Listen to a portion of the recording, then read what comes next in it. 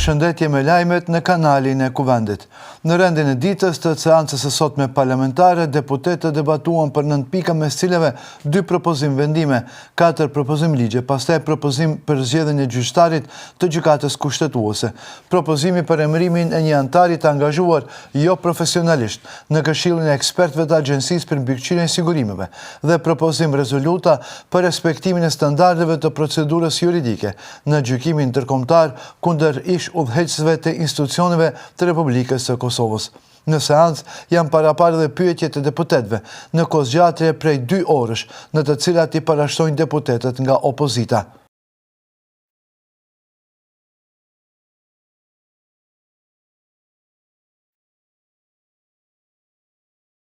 Me pyetje deputetësh të opozitës nisi seanca 85 plenare e Kuvendit. Në fillim të seancës u konstatuan dorëheqjet e kryetarit të Komisionit Rregullator për Energjetik dhe Shërbime Ujore, Marko Bifslimovski, si dhe antares së Komisionit Shtetëror për parandalimin e korrupsionit dhe konfliktit të interesit, Cveta Ristovska. Pasi përfunduan pyetjet e deputetëve të opozitës drejtuar antarëve të qeverisë, Kuvendi filloi debatin mbi 8 pikat e rendit të ditës. Kryetari i Kuvendit u autorizua të lidhë një marrëveshje kolektive individuale me kryetarin e organizatës sindikale të Akademisë së Shkencave dhe Arteve të Maqedonisë. Sipas nenit 220 të ligjit për marrëdhënie pune, autorizimi është i nevojshëm për të filluar negociatat për lidhjen e një marrëveshje kolektive me këtë institucion publik, themeluar si të cilit është Kuvendi. Pa debat, Goce Naumovski u zgjodh gjyqtar kushtetues. Naumovski është profesor në Fakultetin Juridik në Shkup, i cili menjëherë pas zgjedhjes në pozicionin e ri, dha një betim solemn në sallën e Kuvendit. Pritet që zgjedhja e kryetarit dhe antarëve të Këshillit për mbikëqyrje qytetare. Për kryetare është propozuar Katerina Krstevska-Savovska, doktore e shkencave juridike. Për antar nga radhët e ekspertëve janë propozuar Biljana Karovska-Andonovska, doktore e shkencave juridike, Maria Nikolovski, doktori i shkencave politike dhe Natyra Dika Kërliu, inxhinieri diplomuar e elektroteknikës. Ndërsa Nea Duraku, kryetari i Institutit për Hulumtim të Politikave dhe Qeverisje së Mirë, është propozuar antar nga organizatat jo qeveritare. Për komplementimin e Këshillit për mbikëqyrje qytetare, së shpejti, pritet të shpallet konkurs për zgjedhjen e 2 antarëve të tjerë nga sektori qytetar. Me propozim të qeverisë, Kuvendi duhet të deklarohet edhe për zgjedhjen e Malisor Azirit, antar i angazhuar jo profesionalisht në Këshillin e ekspertëve të Agjencisë për mbikëqyrje të sigurimeve, me mandat deri në shkurt të vitit 2029. Rendi i ditës i seancës së 85 është plotësuar edhe me propozim ndryshimet e ligjit për veprim ndaj objekteve të ndërtuara pa leje, me procedurë të shkurtuar.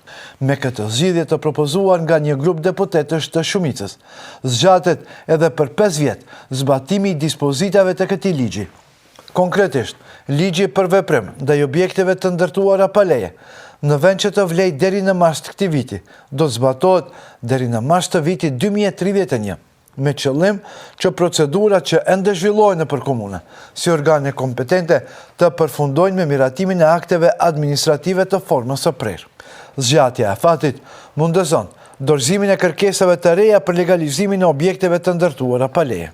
Gjatë përcaktimit të rendit të ditës, nuk kaloi propozimi i një grupi deputetësh nga Fronti Evropian për miratimin e ndryshimeve me procedurë të shkurtuar të ligjit për sigurinë në trafikun rrugor. Në rendite, është edhe propozimi i qeverisë për miratimin e ligjit për prodhimin bujqësor organik në përputhje me standardet e BE-s.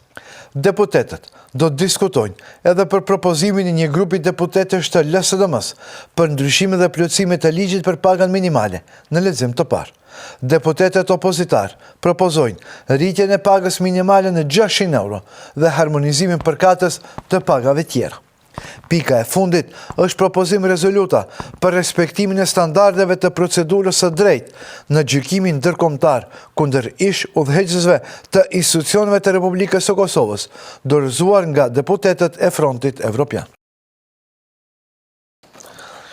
Në seancën e 53 të Komisionit për Sistem Politik dhe në marrëdhënien ndërmjet bashkësive, u mbaj debat publik për versionin e punës të propozim ligjit për drejtues të lartë në organet e administratës shtetërore dhe fondet.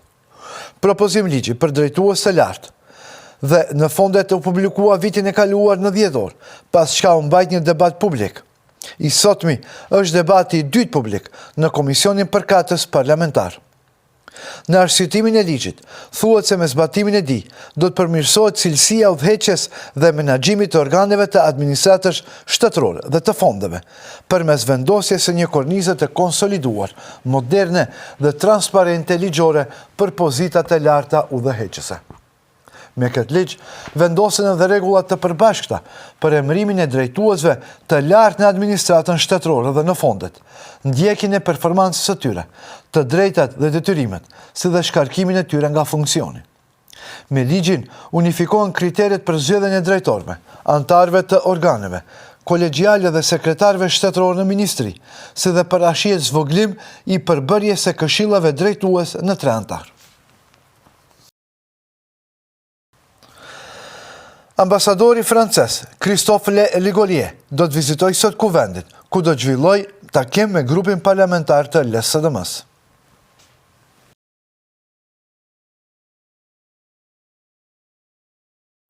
Parlamenti Evropian ka çaktivizuar funksionet e inteligjencës artificiale në tabelet që i përdorin eurodeputetët dhe stafi.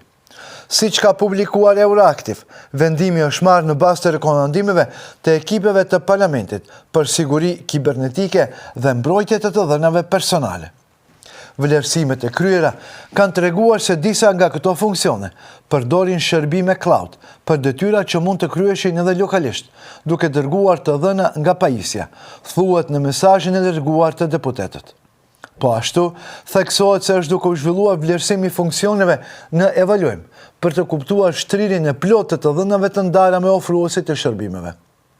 Derisa kjo të qartësohet plotësisht, konsiderohet se është më e sigurt që këto funksione të çaktivizohen, shtrohet në mesazhin e publikuar nga Euroactiv.